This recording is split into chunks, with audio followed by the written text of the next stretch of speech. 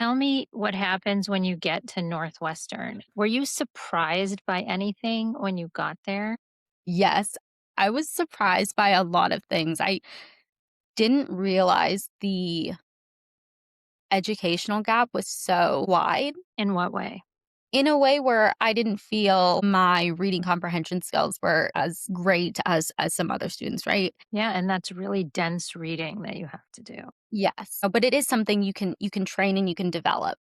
But I think the biggest thing for me was probably the reading comprehension or the writing ability. It's Mhm. a different style of writing. And so, if you are a great writer and that skill was developed through your childhood, it's a lot easier for you to do well and to articulate yourself on an exam. Some people had more exposure to the law if their parents were judges or if their parents were attorneys. And so Mhm. they had, more time to sit with this material and be able to learn how to write like a Mhm. lawyer, and so I think I didn't know how to write like an attorney, and that was definitely a learning curve. There's also situations where people, were paralegals before coming to law school, and I didn't know that that was a possibility. Mm. I didn't even really know what a paralegal was before law school, and so I definitely think that is also an advantage.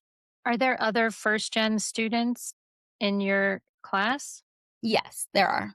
And did Northwestern make an effort to help you form a community? Yes, so Northwestern has an organization called First Gen where anyone who identifies as first generation can come together and join, and they do programming to help community building.